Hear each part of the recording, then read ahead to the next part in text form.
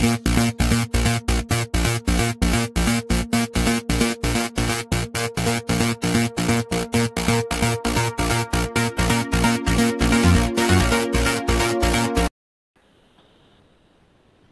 once again, I welcome in the course Irrigation Engineering.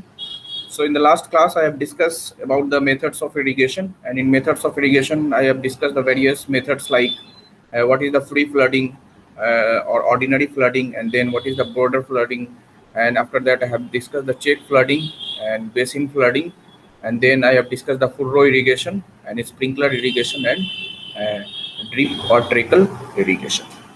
So today I will discuss what is the soil water plant relationship, and in soil water plant relationship, firstly I will discuss what is the soil water or soil moisture, and then what is the water holding capacity of the soil, and then different terminology like what is saturation capacity, field capacity, permanent wilting point, and then I will also discuss the different types of water, that is gravitational water, hygroscopic water, and capillary water, that we'll discuss. And then I will discuss what is the depth of water available in the root zone with the help of these terms.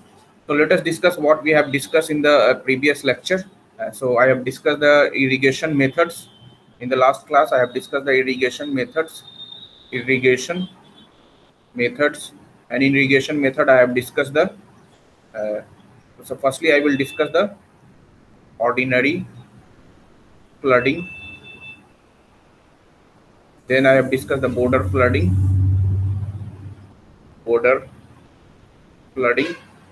and then check flooding, then I have discussed the basin flooding,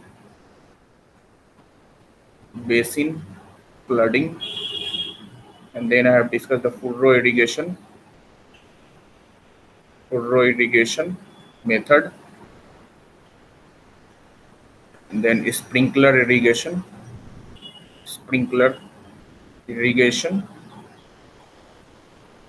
method, and in the last, that is drip irrigation method. And in detail we have discussed what is the these different types of methods of irrigation, drip irrigation method.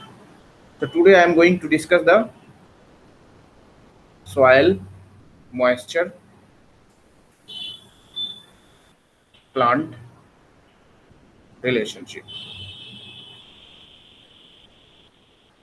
So in soil moisture relationship, firstly I will discuss what is soil moisture. What is soil moisture? The soil moisture is water held by, when irrigation water is provided, then water held by soil pores. When irrigation water is, if I write the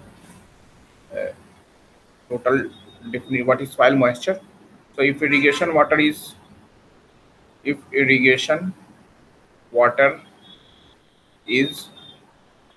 provided in the field, then water held by soil pores is called soil moisture. So this is the soil moisture. If the irrigation water is provided in the field, then water held by the soil pore is called soil moisture. So there are three types of soil moisture or soil water.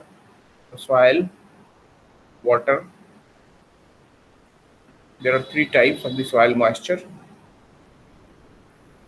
And before that, I am going to discuss the what is the water holding capacity. So water holding capacity of the soil, water holding capacity of soil. So water holding capacity of the soil depends on the porosity of the soil, or we can say the water holding capacity depends on the size of the pores or shape, size of the pores. So porosity, we know that porosity, what is porosity? So porosity is it is ratio of volume of void by total volume. So we can say that water holding capacity depends on the types of pores. There are two types of pores, soil pores. We can say there are two types of pores. One is called small pores and the second one is large pores. Small pores, or we can also say it is capillary pores. Capillary pores or large pore or non-capillary pores. So these small pores has very high water holding capacity, very high water holding capacity. But this large pores has poor or low water holding capacity. Poor water holding capacity. Due to these small pores, if the water holding capacity is high, so we can say that the fertility of this type of pores, soil pores, fertility will be high or good, or here we can say that fertility will be low or poor. So I told you that what is water holding capacity. So water holding capacity mainly depends on the porosity of the soil and the soil pores, because porosity is, depends on the soil pores. So there are two types of pores. One is called small pores, or we can second one is called large pores. So what is small pores? So small pores is also called capillary pores, and large pore is called non-capillary pores. So water holding capacity of this type of pore is very high. And gravitational water की अगर बात की जाए तो gravitational water holding capacity जो है small pores की कम होती है, और लार्जर पोर्स या नॉन कैपिलरी पोर्स की जो होती है वो ज्यादा होता है. अब ग्रेविटेशनल वाटर है क्या? सो मैंने बताया कि अभी मैं बताने जा रहा हूँ कि there are three types of soil water. एक को बोला जाता है gravitational water, second one is capillary water and the third one is hygroscopic water. Gravity water क्या हो, ग्रेविटेशनल वाटर क्या होता है कि जैसे अगर हमने कोई वाटर को प्रोवाइड किया है या रेन हुई, तो क्या होता है कि due to the action of the gravity, water जो होता है, जो ग्रेविटी फोर्स के कारण जो पूरा का पूरा वाटर जो है हमारा क्या हो जाता है, बिलो द ग्राउंड चला जाता है. ठीक है. उसी तरह कैपिलरी पोर्ट्स क्या है, तो जो सम पार्ट्स जो वाटर का बचा, जो सम पार्ट्स, जो कुछ पार्ट्स जो ग्रेविटी एक्शन की वजह से क्या हो गया, बिलो द ग्राउंड चला गया, और सम पार्ट्स जो बचा, उन सम पार्ट्स में जो है कुछ पार्ट्स जो होगा वो capillary pores and the hygroscopic capillary water और हाइग्रोस्कोपिक वाटर होगा. कैपिलरी वाटर से क्या होगा कि जो रिमेनिंग जो वाटर बचा हुआ है, जो due to the low force या लो ग्रेविटी फोर्स या वेरी पुअर ग्रेविटी फोर्स के कारण क्या है, आपका ग्राउंड वाटर के नीचे नहीं गया और बच गया है, तो वो क्या होता है कि वो due to the capillary force जो होता है सॉइल पोर्स में लगा, और वो सॉइल के पोर्स में क्या है, वो वाटर फिल हो गया है, जिसको बोला जाएगा कैपिलरी वाटर.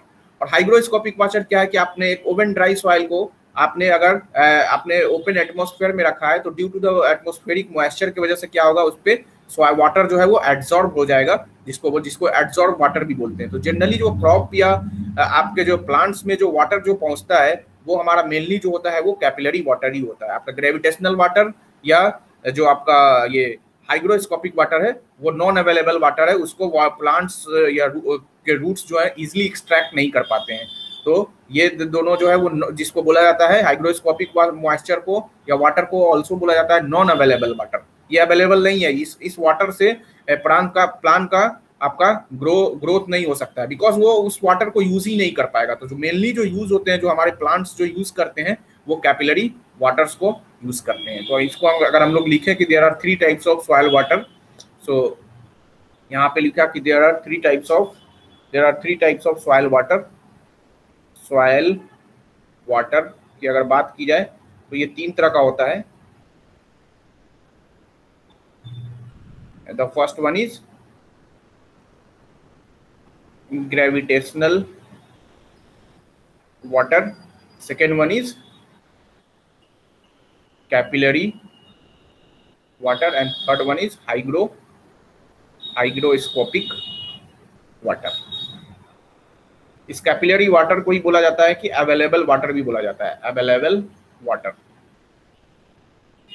इसे बोला जाता है super floss water. and this is called non-available water. Non-available water. तो इन तीनों का डिफिनीशन भी मैंने बताया कि ग्रेविटेशनल वाटर क्या है। तो ग्रेविटेशनल वाटर मैंने बोला कि when the rain takes place, या इरिगेशन वाटर को प्रोवाइड किया गया है, तो irrigation due to the gravity action के कारण क्या है, पूरा का पूरा जो भी वाटर्स है ग्रेविटी फोर्स के कारण हमारा क्या हो जाता है, ग्राउंड के नीचे चला गया, तो उस तरह के वाटर को हम लोग बोलेंगे ग्रेविटेशनल वाटर। और मैंने कैपिलरी वाटर के बारे में कहा, जो रिमेनिंग जो वाटर है जो due to the gravity action के कारण हमारे ग्राउंड सरफेस के नीचे नहीं गया है, और हमारा जो सॉइल के पोर्स थे उस पोर्स में पूरे का पूरा वाटर जो है उस सॉइल पोर्स में हमारा फिल हो गया है, उस तरह के वाटर को हम लोग बोलेंगे कैपिलरी वाटर। और हाइग्रोस्कोपिक वाटर बोला मैंने बोला ड्यू टू द एडजॉर्ब, इसे हाइग्रोस्कोपिक वाटर को हम लोग क्या बोलते हैं, एडजॉर्ब वाटर भी बोलते हैं, एडजॉर्ब्ड वाटर। हमने क्या किया, एटमॉस्फेरिक कंडीशन में जो आपने डाला है, तो एटमॉस्फेरिक मॉइस्चर की वजह से जो वाटर एब्जॉर्ब हुआ है इसके आपके सरफेस पे एक थिन फिल्म बना लिया है, जिसको हम लोग बोलेंगे हाइग्रोस्कोपिक मॉइस्चर। सो हमने यहाँ पे डिफिनेशन भी दिया है, when an oven dry soil sample is kept open in the atmosphere it absorbs some amount of water from the atmosphere, that is called hygroscopic water. और मैंने पहले ही बोला कि ये this is the non available water, this type of water can not be beneficial for the plants के लिए ये बेनिफिशियल नहीं है, और they can not extract such type of waters, जो है वो नहीं ले सकता है। Capillary water is that part of the excess hygroscopic water which exist in the pores space of the soil. मैंने पहले ही बोला कि जो सॉइल के पोर्स में हमारा वाटर जो फिल हो गया है due to the molecular attraction, उसको हम लोग क्या बोलेंगे, that is called capillary water. और इसे मैं दूसरा नाम इसका मैंने क्या बोला कि it is also called the available water. Similarly मैंने ग्रेविटेशनल वाटर के बारे में क्या बोला कि gravitational water is that part of the excess of hygroscopic and capillary water which will move out of the soil if favorable drainage is provided। favorable drainage अगर provide किया गया है तो ये एक्सेस ऑफ क्या है, अगर हाइग्रोस्कोपिक और कैपिलरी वाटर का एक्सेस पार्ट है जो कि हमारा सॉइल में अगर फेवरेबल ड्रेनेज को प्रोवाइड किया गया है, तो जो वो होगा हमारा वो ग्रेविटेशनल वाटर होगा। अब हम लोग यहाँ पे एक रिलेशन जो हम लोग देखना चाहते हैं कि मॉइस्चर, सॉइल मॉइस्चर या मॉइस्चर कंटेंट वर्सेस टाइम का ग्राफ। सो मॉइस्चर कंटेंट वर्सेस अगर इसका ग्राफ हम लोग खींचे तो कुछ इस तरह का, let us assume this is the Y axis पे हमने क्या रखा है, मॉइस्चर कंटेंट को, और एक्स एक्सिस पे हमने देखा है कि टाइम के साथ ये कैसे, let us assume this is time और this is moisture content MC। तो इसमें डिफरेंट मॉइस्चर्स का लेवल होता है। पहला जो लेवल होगा, सबसे ज्यादा जो लेवल होगा, जिसको बोला जाता है सैचुरेशन कैपेसिटी। क्या बोला जाता है, सैचुरेशन मॉइस्चर या सैचुरेशन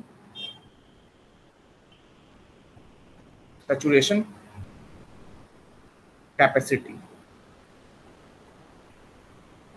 सैचुरेशन कैपेसिटी क्या है कि जैसे आपने वाटर को प्रोवाइड किया तो मैक्सिमम वाटर कंटेंट जो है वो एब्जॉर्ब, मैक्सिमम वाटर कंटेंट, जो मैक्सिमम वाटर है जो पूरा का पूरा जितने पोर्स है वो फुल्ली जो भी सॉइल पोर्स जो या कैपिलरी पोर्स थे सारे कैपिलरी पोर्स में हमारा क्या है, वाटर जो हो गया है वो फिल हो गया है, और मैक्सिमम वाटर जो है वह यहाँ पे आपको कंसीडर कर लिया गया है। तो ये this is the saturation capacity. उसके बाद एक लेवल होता है जिसको बोला जाता है, this is the field capacity. Field capacity, इसी सैचुरेशन कैपेसिटी और फील्ड कैपेसिटी के बीच के वाटर को बोला जाएगा, मॉइस्चर को बोला जाएगा ग्रेविटेशनल वाटर।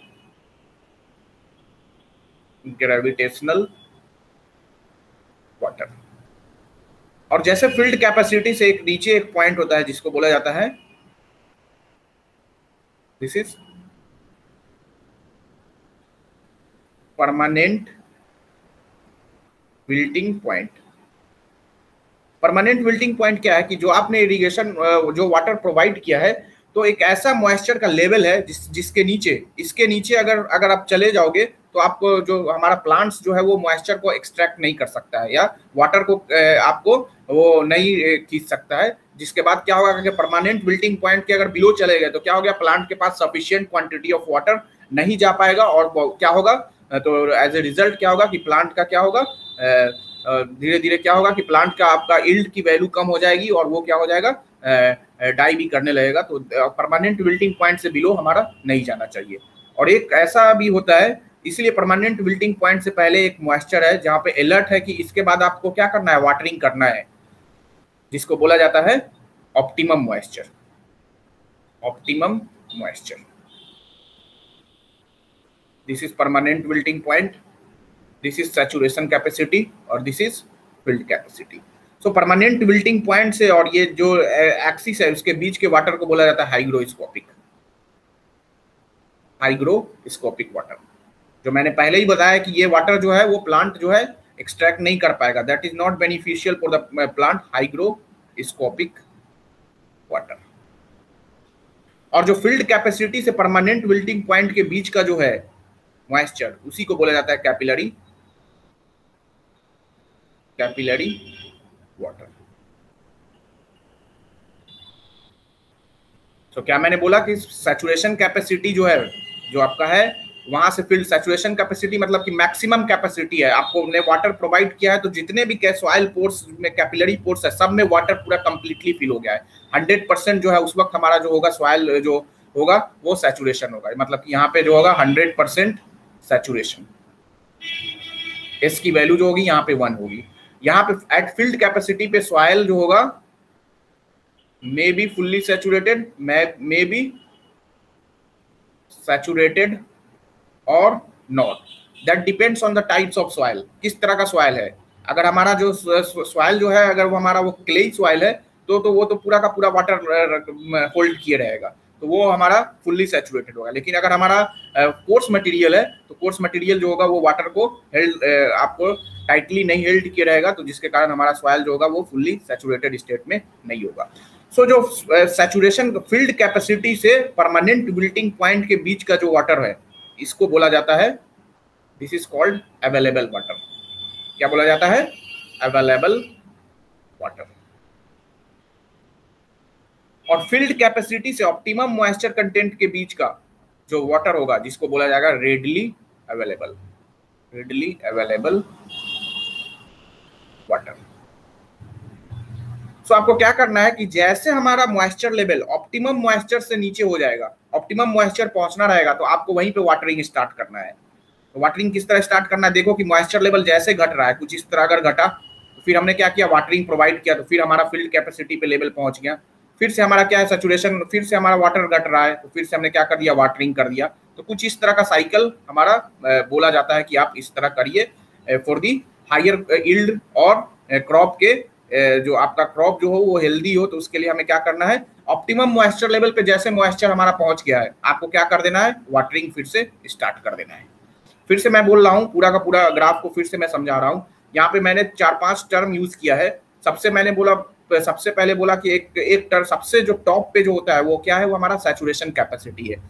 इस पॉइंट पे हमारा जो होगा पूरा का पूरा सॉइल का जो जितने भी सॉइल पोर्स या कैपिलरी पोर्स जो हमारे सॉइल में प्रेजेंट है पूरा का पूरा कंप्लीटली फिल होगा, जिसको बोला जाता है कि maximum saturation capacity, maximum capacity of the बोला जाए कि उस वक्त मैक्सिमम कैपेसिटी पे है वाटर है। उसके बाद क्या होता है कि जैसे gravitational due to the gravity क्या है, वाटर जो है हमारा क्या हो गया, ड्रेन्ड आउट हो गया, तो जो वाटर हमारा बचा है उसको बोला जाएगा हमारा क्या बोला जाएगा, फील्ड कैपेसिटी। वहां पे हमारा जो वाटर जो बचा हुआ है that is called the field capacity, gravity. और इसी के बीच के दोनों का सैचुरेशन कैपेसिटी और फील्ड कैपेसिटी के बीच के वाटर को बोला जाता है ग्रेविटेशनल वाटर। फील्ड कैपेसिटी के बाद फिर क्या होगा, धीरे धीरे धीरे वाटर का लेवल घटता जाएगा और ये पहुंच गया परमानेंट विल्टिंग पॉइंट पे। इसके मतलब कि परमानेंट विल्टिंग पॉइंट ऐसा पॉइंट है जिसके अगर इस पॉइंट के नीचे वाटर जो क्रॉप है वो वाटर जो है वो एक्सट्रैक्ट नहीं कर पाएगा, और मैंने बोला कि जो क्रॉप की यील्ड की वैल्यू जो हो जाएगी वो घटती जाएगी और प्लांट जो होंगे या क्रॉप जो होंगे वो डाई हो जाएंगे। तो हमें परमानेंट विल्टिंग पॉइंट तक कभी भी नहीं पहुंचना है, और ये जो परमानेंट विल्टिंग पॉइंट से नीचे का वाटर है that is called hygroscopic water. और फील्ड कैपेसिटी से परमानेंट विल्टिंग पॉइंट के बीच का जो वाटर है that is called capillary water. So बोला जाता है कि आपका एक ऐसा मॉइस्चर कंटेंट जहां पे है जहां पे आप देखो कि वाटर का जैसे लेवल जो है वो घटता जा रहा है, जिसको बोला गया है ऑप्टिमम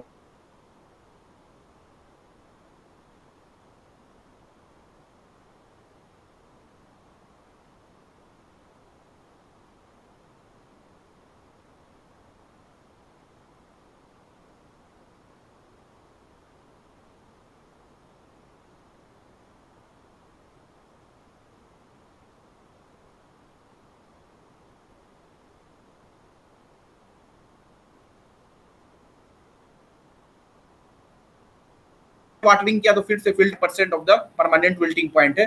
वो है कि आपको ऑप्टिमम मॉइस्चर कंटेंट तक जैसे लेवल अगर पहुंचे तो आपको क्या करना है, फिर से वाटरिंग करना है, आपको वाटरिंग कर देना है ताकि ये फिर फिल कैपेसिटी के लेवल पे पहुंच जाए। और इस तरह से हमारा ये पूरा चला है। बताइए इसमें किसी को डाउट है मॉइस्चर कंटेंट वर्सेस टाइम के ग्राफ में? किसी को डाउट है मॉइस्चर कंटेंट वर्सेस टाइम के ग्राफ में? तो इसी चीज को हमने यहाँ पे लिखा है कि सैचुरेशन कैपेसिटी होता क्या है। तो डिफिनीशन को भी हमने लिखा है कि मैक्सिमम मॉइस्चर होल्डिंग कैपेसिटी और total capacity when all the pores of soils are filled with water. मैंने बोला है कि सैचुरेशन कैपेसिटी क्या होता है, तो maximum water holding capacity. Maximum water holding capacity किस पे डिपेंड करेगा, तो पोर्स पे डिपेंड करेगा और या तो पोरोसिटी पे डिपेंड करेगा। तो स्मॉल पोर्स जो होंगे उसका जो वाटर होल्डिंग कैपेसिटी होगा वो ज्यादा होगा। और ऐसा लेवल है ये सैचुरेशन कैपेसिटी जिसमें जितने भी कैपिलरी पोर्स सॉइल में थे वो पूरा का पूरा फिल हो गया है, किससे, आपका वाटर से आपका फिल हो गया है, तो उसे हम लोग बोलेंगे सैचुरेशन कैपेसिटी। फिल्ड कैपेसिटी में मैंने क्या बोला कि इमीडिएटली आफ्टर द रेन और इरिगेशन वाटर, आपने या तो नेचुरली रेन हुआ या इरिगेशन वाटर को आपने प्रोवाइड किया है, तो क्या होगा, due to the application of maximum water which can be held by soil against gravity. ऐसा वाटर जो अभी बचा हुआ है किस पे, सॉइल में, आफ्टर द ग्रेविटी एक्शन के कारण कुछ तो सॉइल मैंने बोला कि हाँ वो क्या हो गया, ग्राउंड सरफेस के नीचे चला गया, और जो वाटर अगेंस्ट द ग्रेविटी बचा हुआ है उसको बोला जाएगा कि फील्ड कैपेसिटी, ये that is called field capacity.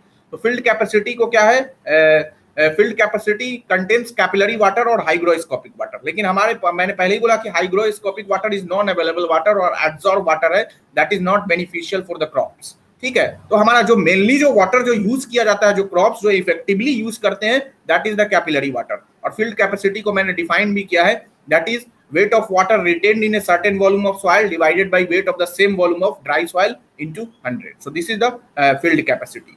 उसी तरह मैंने परमानेंट विल्टिंग पॉइंट बोला कि एक ऐसा पॉइंट है कि जो हमने वाटर प्रोवाइड किया है वो पूरा का पूरा water can not be utilized, वो पूरा का बाय द प्लांट्स पूरा का पूरा वाटर यूटिलाइज नहीं होगा, and soil can extract the water from the soil till the permanent wilting point is reached. मैंने पहले ही बोला कि परमानेंट विल्टिंग पॉइंट से ऊपर तक के सॉइल के वाटर को ही कोई प्लांट जो है वो यूज कर सकता है, उसके बिलो जो वाटर होगा उसको permanent can not be extract. और तो वही बोला गया कि permanent wilting point is that water at which plant can no longer extract sufficient water for its growth and its wilds up.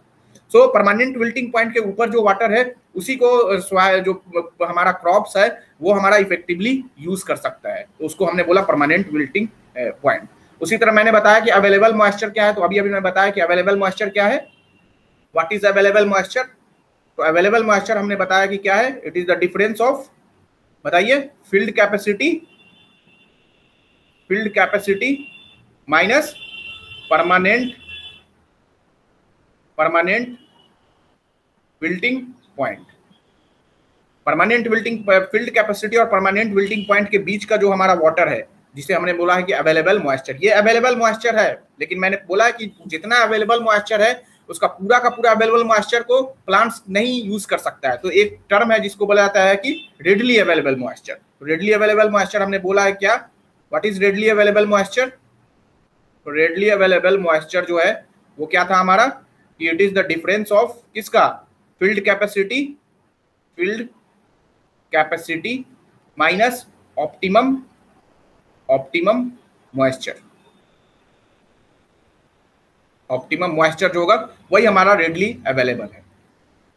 अब हमें एक निकालना है कि कितना डेप्थ ऑफ वाटर स्टोर्ड होना चाहिए एक रूट जोन में, कितना डेप्थ ऑफ वाटर स्टोर्ड होना चाहिए। तो उसको अगर हम लोग निकाले तो let us assume this is our, हमारा ट्री है। अगर हमने बोला कि दिस इज आवर ट्री, ये हमारा ट्री है और ये कुछ इस तरह, ये this is our ground surface और ये हमारा रूट्स है। हमने रूट्स के डेप्थ को हमने मान लिया है कि let D be the depth of root zone, small D हमने माना है कि D is the depth of root zone, और ये हमारा ग्राउंड सरफेस है। तो यहाँ पे क्या होगा, सॉइल है, ये वाला पार्ट हमारा क्या है बताइए, अरे रूट्स के पास क्या होगा हमारा, सॉइल होगा। हाँ, रूट्स के पास जो होगा सॉइल होगा। सॉइल को अगर हमने देखा तो सॉइल में क्या क्या प्रेजेंट रहता है, हमने देखा था सॉइल मैकेनिक्स में, डिस्कस किया था कि सॉइल में क्या क्या अवेलेबल रहेगा, एयर, वाटर और सॉलिड्स, यूनिट तो यही weight of depth soil. Of water जो है वो डेप्थ ऑफ वाटर जो है यही हमें डी और डी डब्ल्यू में हमें रिलेशन मालूम करना है कि क्या होगा। तो depth of water stored in the root zone जो है हमने मान लिया है कि let D be the depth of the root zone और डी डब्ल्यू जो है डेप्थ ऑफ वाटर है। तो हमें मालूम है कि सब लोगों को मालूम है कि वाटर कंटेंट होता क्या है। मॉइस्चर कंटेंट का क्या डिफिनेशन है? मॉइस्चर कंटेंट या वाटर कंटेंट को क्या क्या हम लोग डिफिनेशन क्या है? That is equal to weight of water by weight of solid. बोलो। अब वेट ऑफ वाटर को हम लोग क्या लिख सकते हैं? वेट ऑफ वाटर को क्या लिख सकते हैं? Gamma W into volume of water, because gamma W is equal to weight of water by volume of water. तो वहां से वेट ऑफ वाटर को हमने क्या लिख दिया? Unit weight of water divided by volume of water. उसी तरह वेट ऑफ सॉलिड को हम लोग क्या लिख दें? वेट ऑफ सॉलिड को तो gamma D into total volume. नहीं समझ में आया? अरे weight of water gamma W को हम लोग क्या लिख सकते हैं? Weight of water by volume of water. तो यहां से हम लोग क्या लिख सकते हैं? Weight of water is equal to gamma W into V W. उसी तरह ड्राई यूनिट वेट लिखोगे तो ड्राई यूनिट वेट क्या होता है? Weight of dry soil divided by total volume. और वेट ऑफ ड्राई अगर सॉइल होगा तो क्या क्या होगा हमारे पास? टू फेस डायग्राम होगा जिसमें क्या होगा? सॉलिड और एयर होगा। तो वेट ऑफ एयर तो हम लोग लेते नहीं है, तो क्या बच गया? सिर्फ वेट ऑफ सॉलिड। तो यहाँ पे क्या लिख सकते हैं? Weight of solid divided by total volume. तो यहाँ से हम लोग क्या लिख सकते हैं? Weight of solid is equal to gamma D into V. तो यहाँ पे हमने लिखा है। अब मान लिया कि हमने यहाँ पे यूनिट जो है हमने एरिया जो है ये जो रूट जोन का जो हमारा एरिया जो है वो ए है। तो हम लोग यहाँ से क्या लिख सकते हैं? मॉइस्चर कंटेंट को, moisture content is equal to हमने क्या लिखा है? Gamma W into V W, gamma W into V W divided by gamma D into total volume. तो यहाँ से गामा डब्ल्यू इंटू वॉल्यूम को हम लोग क्या लिख सकते हैं? Area into depth of water. और इसी तरह टोटल जो वॉल्यूम है उसको gamma D into area into capital D, sorry small D, जो डेप्थ ऑफ रूट जोन था। यहाँ पे जो सॉइल है तो कितने डेप्थ तक है और इसका एरिया और दैट इज, तो यहाँ से एरिया एरिया कैंसिल हो गया तो क्या लिख सकते हैं हम लोग? वाटर कंटेंट जो हमारा है एरिया एरिया कैंसिल हो गया तो क्या हो गया? Gamma W divided by gamma D into D W by D.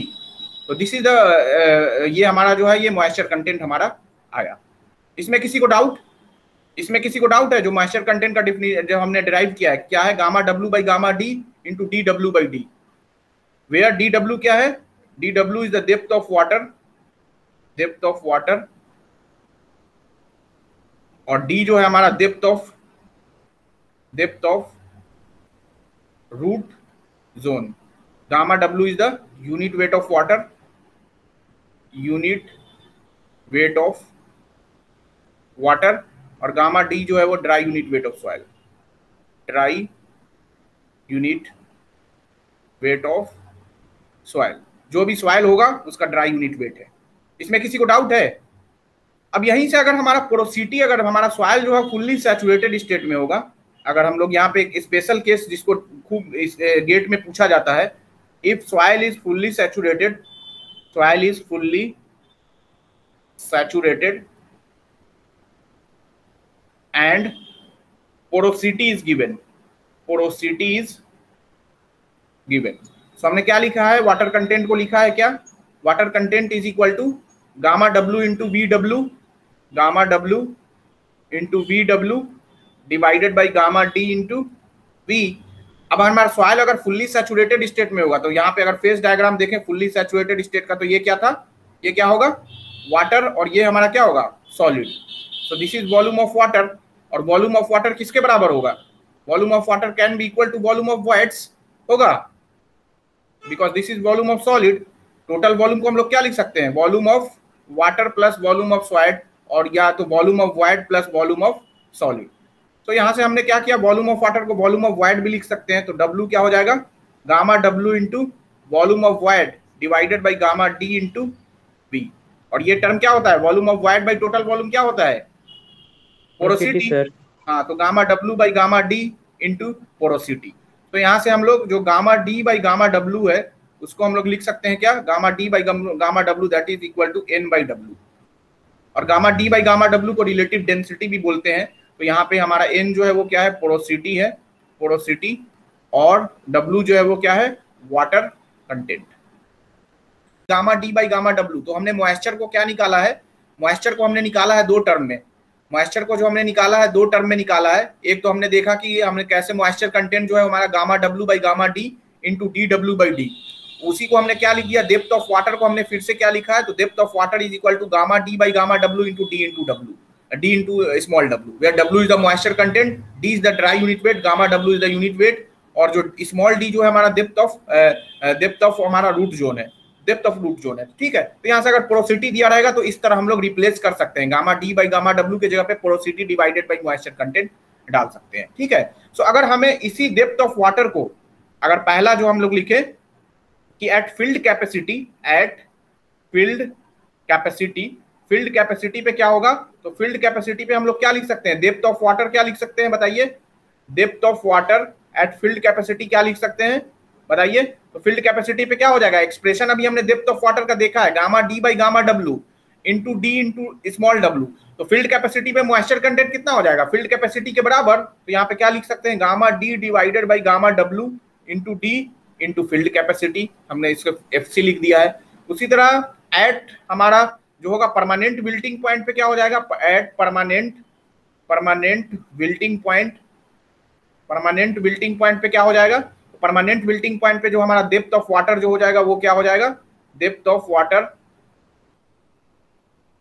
That is equal to gamma D divided by gamma W into D into permanent wilting point है तो इसको हमने पी डब्ल्यू पी लिख दिया है। बताओ मॉइस्चर कंटेंट वहां पे कितना है, P W P.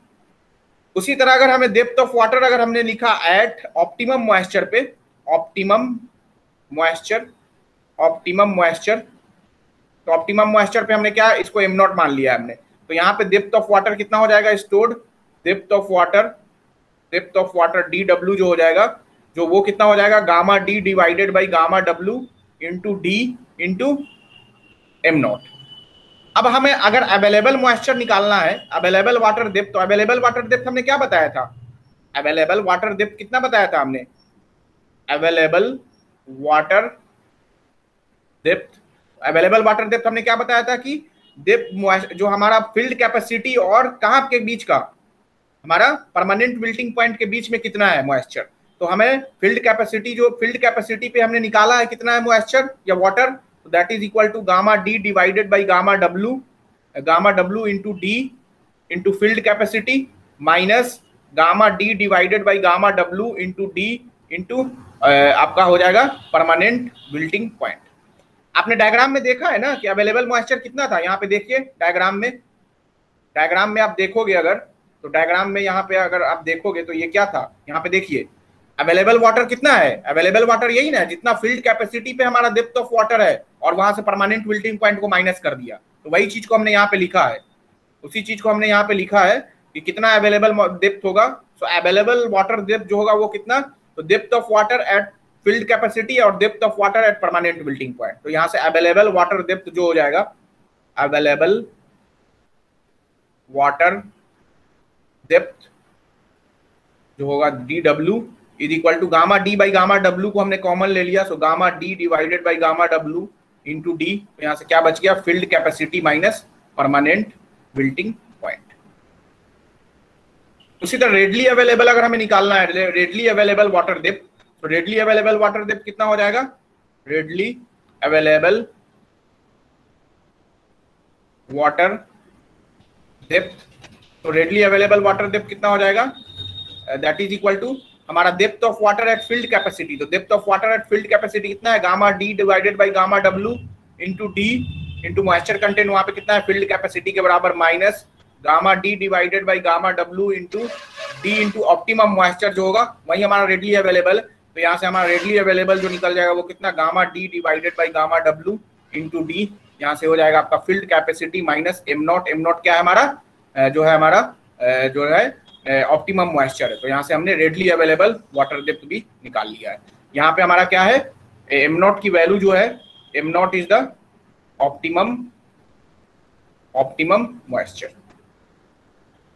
Optimum moisture जो है, तो यहाँ से हमने दोनों निकाल लिया है। यहाँ क्वेश्चन में जो भी पूछा जाएगा कि अवेलेबल डेप्थ कितना था वाटर का, तो that is equal to gamma D by gamma W into D into field capacity minus permanent wilting point, where gamma D is the dry unit weight, D is the depth of root zone, जितना depth तक root है उसका depth है ये, और ये field capacity और permanent moisture content जो है वो फील्ड कैपेसिटी और परमानेंट विल्टिंग पॉइंट पे, ठीक है। तो यहाँ से हमने दोनों निकाल लिया है। उसी में एक टर्म है कि आपने जो जैसे हमने देखा कि हमारा वाटर का जो लेवल है फील्ड कैपेसिटी से कहाँ पे पहुंच गया है, ऑप्टिमम मॉइस्चर पे पहुंच गया है, तो फिर से हमने क्या किया, वाटरिंग किया और फिर से उसके लेवल को हमने कहाँ पे पहुंचा दिया, फील्ड कैपेसिटी पे। तो ये साइकिल चल रहा है, तो हम उसका ड्यूरेशन निकालना चाह रहे हैं कि what is the frequency of watering, कितने दिन के बाद फिर से वाटरिंग किया जाए कि हमारा जो अवेलेबल मॉइस्चर जो है, जो सॉरी हमारा जो मॉइस्चर जहाँ जो हमारा ऑप्टिमम मॉइस्चर पे पहुंच गया था वो फिर से हमारा फील्ड कैपेसिटी पे रीच कर जाए, तो उसका फ्रीक्वेंसी क्या होगा, उसी चीज को हम लोग डिस्कस करेंगे। तो क्या है, उसको कैसे डिस्कस करेंगे, so depth and frequency of irrigation. So depth of watering क्या हो जाएगा, डेप्थ ऑफ वाटरिंग जो करेंगे कितने कितने डेप्थ पे करेंगे, तो डेप्थ ऑफ वाटरिंग किसके बराबर हो जाएगा बताइए। अरे कुछ इसी तरह का तो था, सबसे ऊपर हमारा सैचुरेशन कैपेसिटी है, उसका यूज हमें नहीं है क्योंकि हमें जो वाटर जो मिला है वो फील्ड कैपेसिटी के बिलो का वाटर ही यूज करना है, फील्ड कैपेसिटी और विल्टिंग पॉइंट। तो हमने फील्ड कैपेसिटी और विल्टिंग पॉइंट को यहाँ पे शो किया है। यहाँ पे हमारा ऑप्टिमम मॉइस्चर है जिसको हमने m0 से दिखाया है। तो हमने जैसे देखा कि फील्ड कैपेसिटी से हमें ऑप्टिमम मॉइस्चर पे लेवल पहुंच गया, हम विल्टिंग पॉइंट का नहीं वेट करेंगे, हम विल्टिंग पॉइंट का वेट नहीं करेंगे, बिकॉज विल्टिंग पॉइंट के बाद तो प्लांट है कि बिल्कुल कोई मॉइस्चर या वाटर एक्सट्रैक्ट ही नहीं कर पाएगा। तो क्या होगा कि हमारा यील्ड और या क्या होगा कि रिजल्ट होगा कि प्लांट डाई करना स्टार्ट हो जाएगा। तो हमें क्या है, ऑप्टिमम मॉइस्चर कंटेंट पे ही हमें अलर्ट हो जाना है। तो जैसे ऑप्टिमम मॉइस्चर पे हमारा वाटर पहुंचा है, हमने क्या कर लिया, वाटरिंग कर दिया। जैसे वाटरिंग किया तो क्या हो गया, फिर से हमारा फील्ड कैपेसिटी पे रीच कर गया है। After certain time, after certain days, after certain frequency of irrigation फिर से क्या हो गया, ये डाउन हो गया, फिर से ऑप्टिमम मॉइस्चर पे आ गया है, फिर से हमने वाटरिंग किया। तो ये हम इसका ड्यूरेशन जानना चाह रहे हैं कि कितने दिन पे वाटरिंग किया जाए, जिसको बोला जाता है कि फ्रीक्वेंसी ऑफ इरिगेशन। तो यहाँ पे जैसे यहाँ से यहाँ पहुंचने पे कितना डेप्थ ऑफ वाटर है, जो डेप्थ है उसको हमने क्या बोला है, रेडली अवेलेबल मॉइस्चर। जो फील्ड कैपेसिटी से ऑप्टिमम मॉइस्चर के बीच का जो डेप्थ है उसको क्या बोला गया है, रेडली अवेलेबल मॉइस्चर डेप्थ। तो उसको हमने निकाला है depth of water after each watering. जैसे हमने वाटरिंग करना है तो उसका क्या हो जाएगा, depth gamma D by gamma W into D. कहां से कहां मॉइस्चर फॉल हो रहा है, तो फील्ड कैपेसिटी से ऑप्टिमम मॉइस्चर के बीच का, तो field capacity minus optimum moisture. तो यहां से अगर हमने फ्रीक्वेंसी निकालना हो तो let F be the frequency, let F be the frequency of watering and C को हमने माना है, सी जो है वो हमारा है कंजम्पटिव यूज, जो मीटर पर डे में होगा या आपका जो इसी तरह होगा, रेट होगा कि कितने कितना यूज हो रहा है वाटर का, वो हम क्वेश्चन में दिया रहेगा। तो वहां से हम लोग फ्रीक्वेंसी ऑफ वाटरिंग जो निकालेंगे, frequency that is depth of watering divided by consumptive use. तो यहाँ से हम लोग फ्रीक्वेंसी ऑफ वाटरिंग फ्रीक्वेंसी हम लोग निकाल सकते हैं, जो भी आएगा। मान लो कि डेप्थ जो है मीटर में होगा या सेंटीमीटर में, इसको भी हमने सेंटीमीटर पर डे में या सेंटीमीटर पर आवर या इस तरह हमने निकाल लिया है। तो वहां से हमें फ्रीक्वेंसी पता चल जाएगा। मान लो कि ये 20 दिन आया, हर 20-20 दिन पे हमें क्या करना है, वाटरिंग करना है, ताकि हमारा जो लेवल है मॉइस्चर का लेवल वो ऑप्टिमम मॉइस्चर से नीचे ना जाके विल्टिंग पॉइंट पे ना पहुंच जाए, वहां पे हमें नहीं लेना है। तो हमें ये जो है आपका इरिगेशन रिसर्च बोलता भी है कि आपको जो वाटरिंग जो करना है वो ऑप्टिमम मॉइस्चर के बाद ही करना है, परमानेंट विल्टिंग पॉइंट तक का वेट नहीं करना है। ये जैसे ऑप्टिमम मॉइस्चर पे पहुंचे तो आपको वाटरिंग करना है और फिर से लेवल को हमें कहां पे पहुंचा देना है, फील्ड कैपेसिटी पे पहुंचा देना है। बताइए इसमें किसी को डाउट है, तो इसमें किसी को डाउट है यहां तक?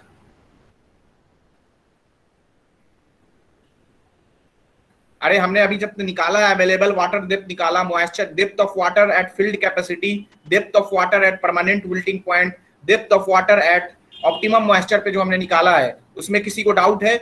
या जो हम फ्रीक्वेंसी निकाले इसमें किसी को डाउट है? नहीं डाउट है तो आगे बढ़ेंगे। सर उस ग्राफ का मतलब टाइम जो उसमें दिए तो वो सारा वैल्यू तो कांस्टेंट जा रहा था, कहाँ पे? तो या फिर वो लाइन इसको शो कर रहे थे जहाँ पे सर वो बताया ना फील्ड कैपेसिटी सैचुरेशन वाला लाइन। यस सर, ये तो कांस्टेंट जा रहा है, फिर ये जो टाइम के रिस्पेक्ट में जो ये ग्राफ चेंज कर रहा है। हाँ, ये इसलिए कर रहा है, ये तो फील्ड का कैपेसिटी है कि अगर हमारा वाटर को जो फील्ड कैपेसिटी है और पूरा का पूरा वाटर स्टोर रहता तब ये स्ट्रेट होता। ये कुछ इस तरह का था। फील्ड कैपेसिटी के बारे में बताया गया है। फील्ड कैपेसिटी का डिफिनेशन ही ये है कि जैसे हमारा सैचुरेशन कैपेसिटी के बाद वाटर क्या है, पूरा का पूरा वाटर, ग्रेविटेशनल वाटर जो है वो हमारा सरफेस पे के अंदर चला गया है। जो वाटर बचा है, जो वाटर हमारा अभी भी हेल्ड है, जो that is the sum of hygroscopic water और हमारा कैपिलरी वाटर, उस वाटर को अगर विदाउट एनी यूज, अगर कोई यूज नहीं होता तब हमारा फील्ड कैपेसिटी पे रहता, विदाउट एनी लॉसेस। लेकिन हमने जैसे क्रॉप है वहां पे तो क्या वो वाटर एक्सट्रैक्ट कर रहा है, तो वो वाटर लेवल घटते घटते यहाँ पे आ जाएगा ना परमानेंट विल्टिंग पॉइंट पे, और उससे भी नीचे आएगा। तो यहाँ पे अगर हाइग्रोस्कोपिक वाले लेवल में आ गया तो मॉइस्चर को ले ही नहीं पाएगा। तो उसको हमने इस तरह दिखाया है कि कुछ इस तरह घटता है। फिर आप यहाँ पे ऑप्टिमम मॉइस्चर पे फिर से वाटरिंग कर दोगे, मतलब कि फिर से आपने वाटर प्रोवाइड कर दिया है उस फील्ड में, तो फिर हमारा लेवल बढ़ेगा कि नहीं बढ़ेगा, फिर से फील्ड कैपेसिटी पे आ गया। उस चीज को दिखाया गया है यहाँ पे।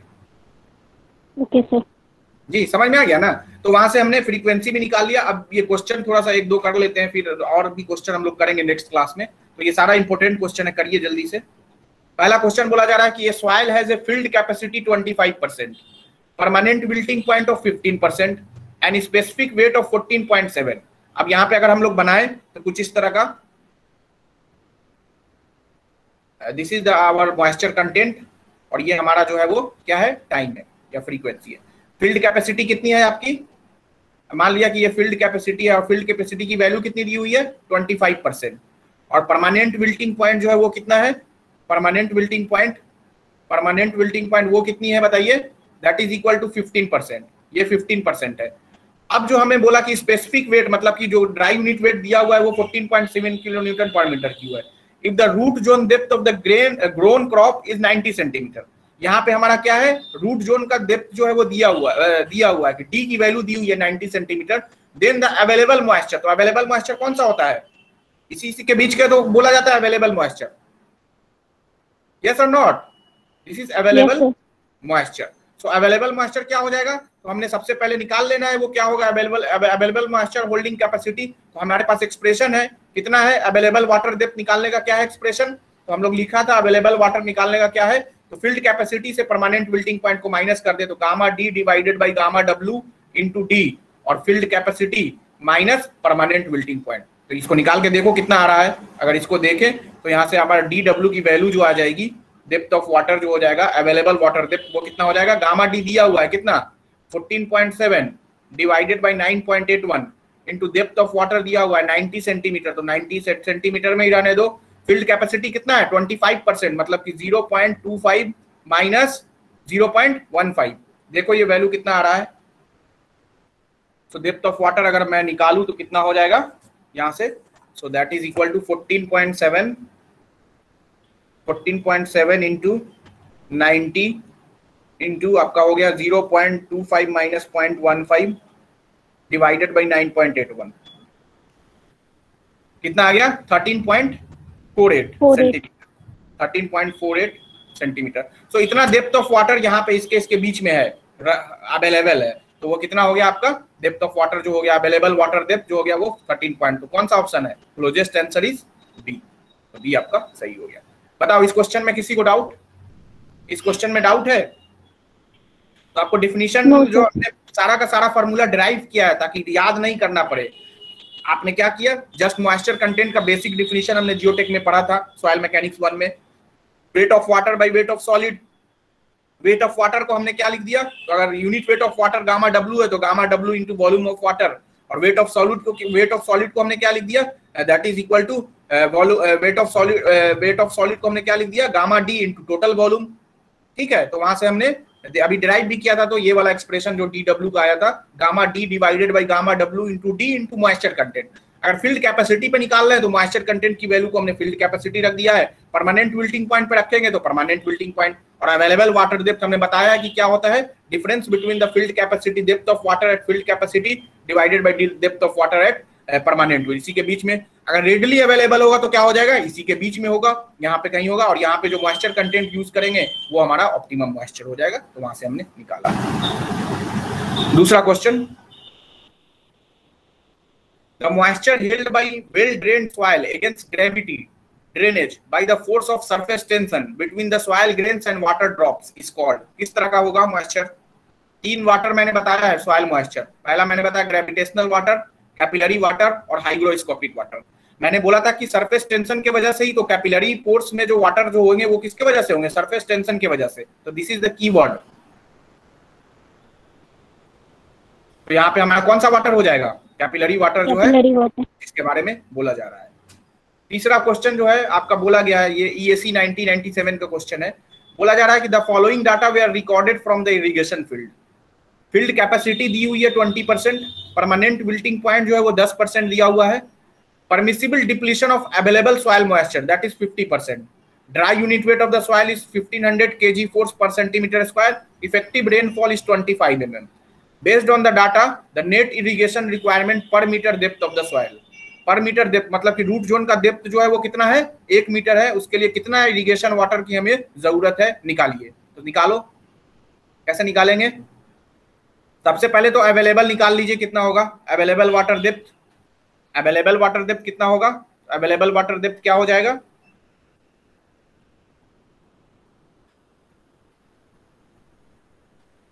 अवेलेबल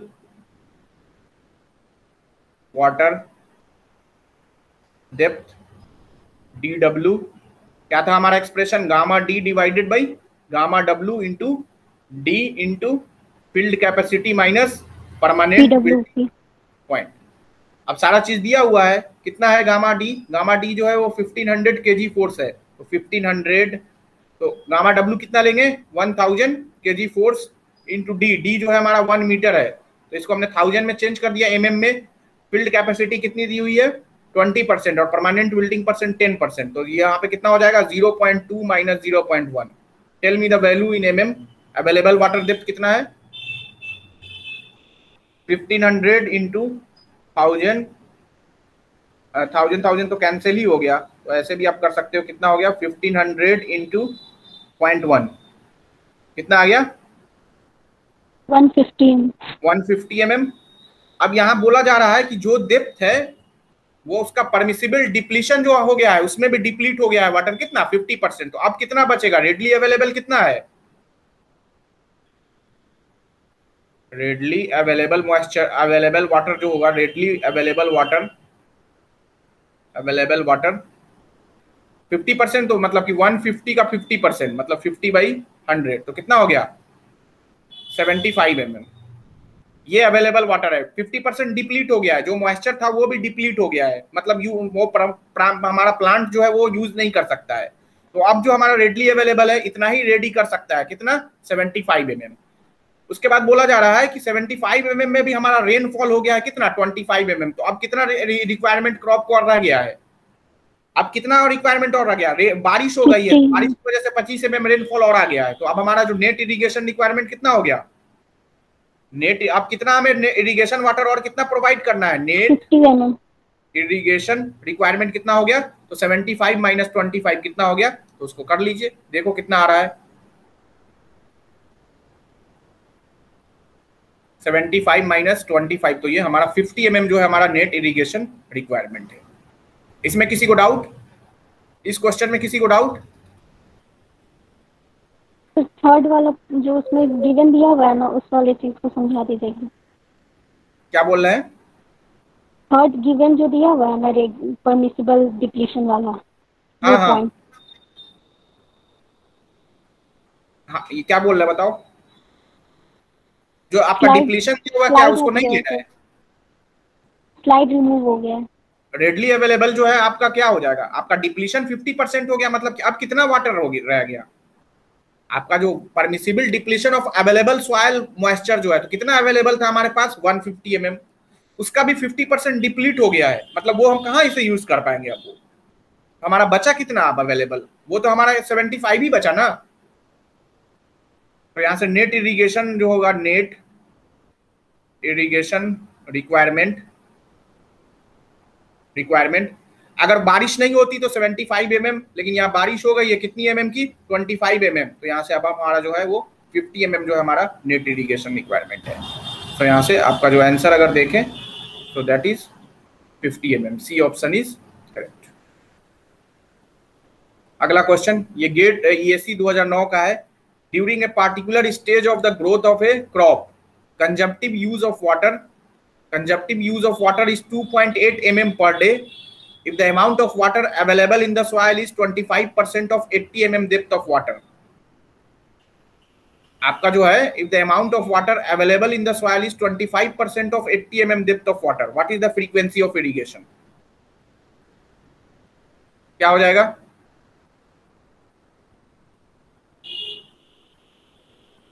बोलो। अरे अमाउंट ऑफ वाटर अवेलेबल निकाल लो।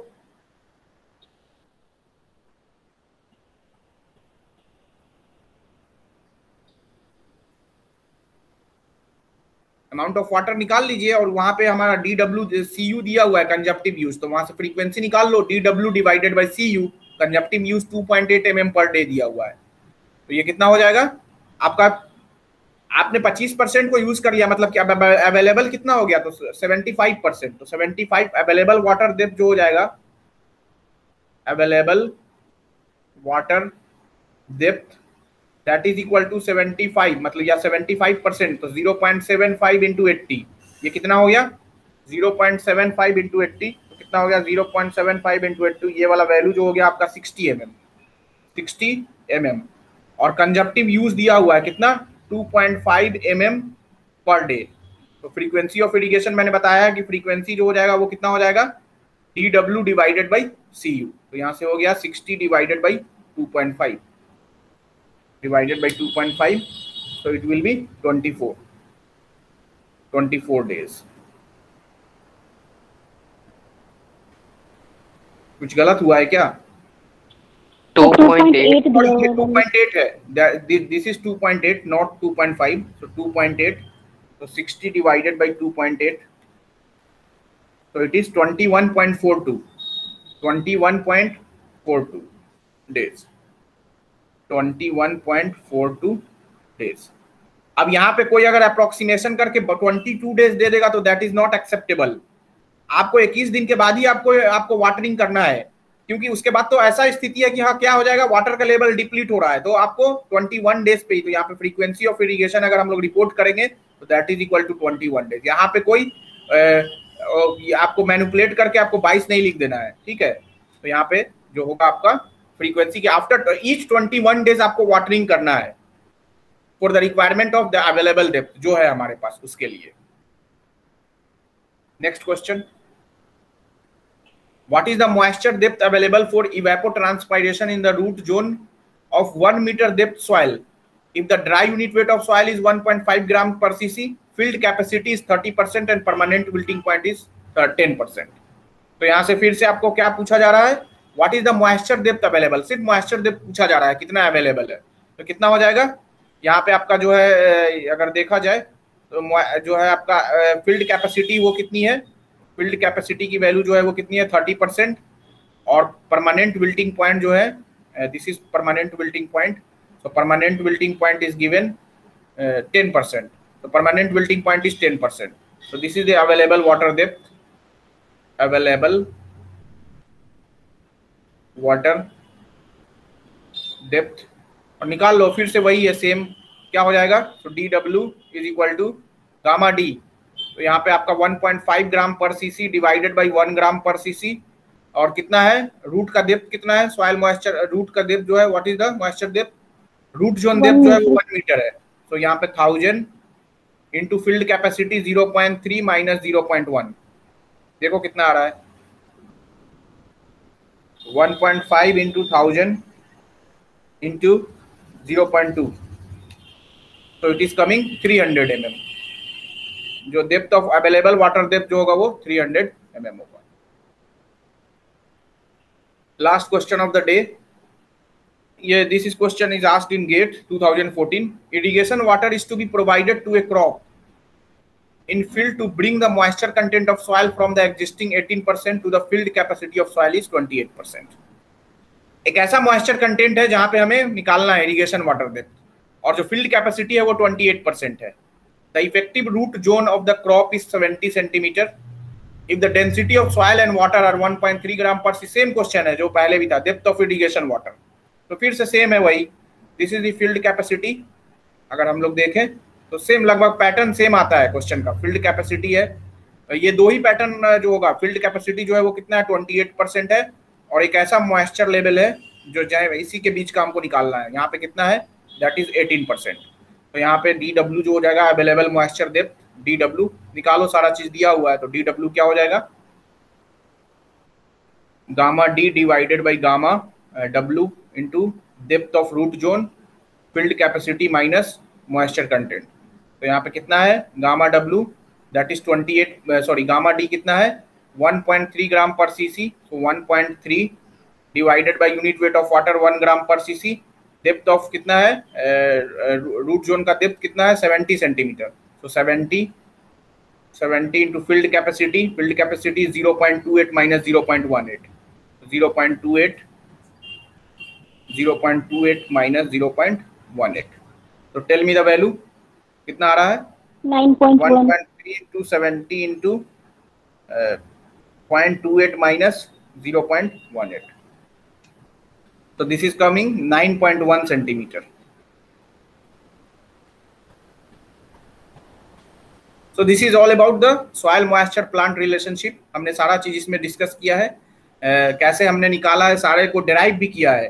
तो डेरिवेशन एक बार फिर से आप लोग देख के और इसको सारा चीज को आप लोग नोट कर लो, और फिर अगले क्लास में कुछ पार्ट्स इसका करेंगे, और इसके बाद जो हम लोग वाटर जो प्रोवाइड करते हैं उसका क्वालिटी भी हम लोग चेक करेंगे कि कैसा वाटर क्वालिटी होना चाहिए, कि ऐसा नहीं कि हमने वाटर प्रोवाइड किया है और उसमें ऐसे जो है हार्मफुल कुछ वाटर में जो हमारा सस्पेंडेड सॉलिड या बहुत ज़्यादा है तो उसके कारण हमारे पास बेनिफिट ना हो के हमारा जो हार्मफुल हो जाए, तो उसको हम लोग कैसे मेजर करेंगे और कैसे निकालेंगे उसको हम लोग डिस्कस करेंगे। Any doubt, any clarification?